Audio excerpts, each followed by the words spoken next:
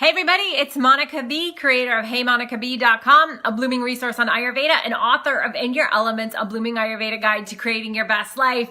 Every Friday we get together and we talk about an Ayurvedic tidbit regarding diet and lifestyle to help enhance and support our life. So today we are going to be talking about screen time. These screens that we look at all the time, the screens on our phones, our computer screens, our TV. Hello, James. Hello, Robin. Good to see you. Thank you for joining me. And it might be a little bit of a different perspective. Like, we already know that staring at a screen for hours on end can affect our eyes. It can affect our posture. It can, create tension in our neck. It can create wrinkles on our face. But I want to talk about a little bit different perspective, coming from an Ayurvedic perspective that we might not always think about. So first of all, the first thing about screen time in general is that it's unnatural light. And as you know, we're part of nature, right? So we're governed by all those great 5 elements surrounding us in nature: space, air, fire, water, and earth. And the biggest natural fire that we have is the sun.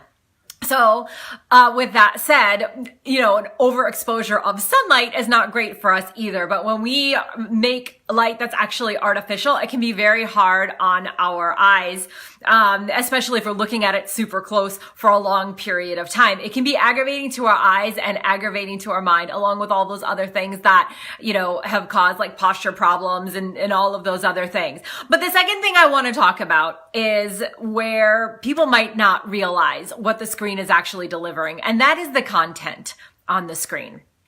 So we receive all of our perceptions through the 5 senses, right? And so I want to talk about the eyes for a second and the content that we actually see with our eyes. So we might be looking at emails, we might be looking at social media, we might be watching TV shows, our work, maybe we have work meetings with people on there, you're watching presentations or whatever it is that you do for your work. But the content of what we're looking at actually totally affects our mind. And so let me give you some examples. If you're at work and you've got IMs that are popping up, like IM chats, or you've got emails that are coming through, things you need to do or things you didn't do or forgot to do, or somebody's not doing what you need them to do, whatever. Emails can be stressful, right? And when we get work emails, it's not like somebody's, inviting us to a party every single time we see an email. So that can create stress. So based on the things that we see, we can feel stressed, we can feel overloaded, we can feel overwhelmed. Social media especially, we can feel stressed about that. We can feel sad. We can feel motivated. We can feel a little bit fun. But in addition to just looking at the screen, I want you to think of the content that's being delivered to your senses, which directly affects your mind through the screen. So another example is, I was working with somebody who is a dear client of mine, and she said, I feel really overloaded. And she's like, I feel just totally consumed by work. And I said, okay. And we started talking about it. We started talking about the senses. We found out that she had 4 computer monitors surrounding her at all times because she had clients on one, she had her work stuff on another, she had something on another, and she had 4 screens.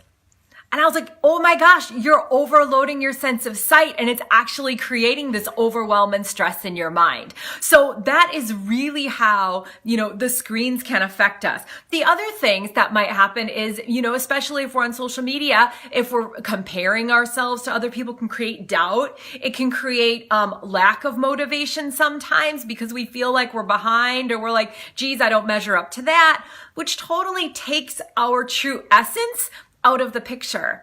And we forget that we're totally unique, authentic individual. And instead our eyes are like, well, see that?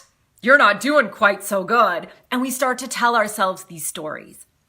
And so can you understand how important this sense of sight is in relating to what exactly is happening on the screens? It's not just the physical screens, it's the content on the screens.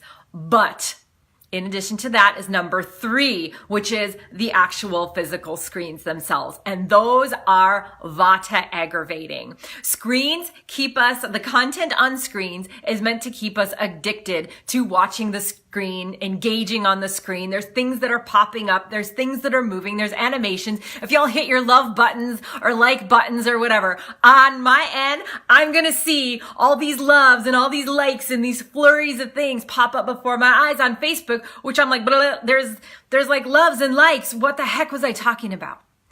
And so the screens are built to keep us attached to it, which is very Vata aggravating. It's fast. It's instant. It's overwhelming. It's overloading, and it can create all of this in our mind, this overload, this sense of just like, there's so much happening there. And the nasty little tricky part is that it keeps us attached to them. So we have to be very good and very conscious about what exactly we're using the screens for. If you're using it for work, that's awesome. If you're using it to inspire people and teach them, that's awesome. My suggestion is to keep it positive. If there's stuff on a screen that makes you like, ooh, or stressed, or like, I don't want to see that, I wish I didn't see that, get off the screen, because it's creating that in your mind. It can create stress and anxiety and sadness and bad feelings about ourselves if we're not careful. So my takeaways for today is, yes, we have to be on screens. It's how we connect to the world. It's actually amazing because I can reach all of you through this little tiny screen and teach people so many things. So for that, we are very blessed. But keep it positive. Use it for work as you need to. Take frequent breaks away from the screen during your day. Go take a 10-minute walk around the block. Sit and close your eyes. You can get up and just kind of look out the window if you can't go take a walk, and look at something natural to rest the eyes. You can also just close them. And the other thing is, when you're around people, put the phones down. Be in your life. Be in real life. I don't know if you guys know this. I have a monthly membership, and I have a private Facebook group, and we all hang out in there. But my goal for this group is, I'm like, I don't want people hanging out in there. I want them in their life. So we only check in twice a week, Mondays and Fridays, to set our goals on Monday, to check in on Fridays and see how the goals went. And so I'm like, don't be in here. Go be in your life. So that's my challenge to you this weekend. As much as you can, put down the phone. If you're even walking around your neighborhood, if you're at a restaurant waiting for your friend to come, you better not be checking them while you're sitting in traffic, because that's just dangerous. But if you're doing any of those things and you're around other people, phone goes down, phone goes off. Get in your life. If you want to take this to the next level, I want to see in the comments below what you are going to do this weekend to get more in your life than spend time on screens. Maybe you're going to go for a nighttime walk. Maybe you're going to go with your partner, your sweetheart, and sit outside and look at the stars. Maybe you're going to play game night with your children. Maybe you are going to not take the phone to dinner. Whatever it is, there's tons of ideas that you can do to put down the screens and get more in your life. And that, in a sense, is what Ayurveda says about screen time. If you have questions, go ahead and chat them below. If you like this, if this served you today, go ahead and share it with your friends and family on here. Also follow my page. And if you don't already have it, I've got a book, In Your Elements, and you can find it on Amazon. It's a whole roadmap to bringing Ayurveda into your life daily. So as always, we're going to keep bringing Ayurveda to life. And I will see you next week, Friday at 11 o'clock Pacific time.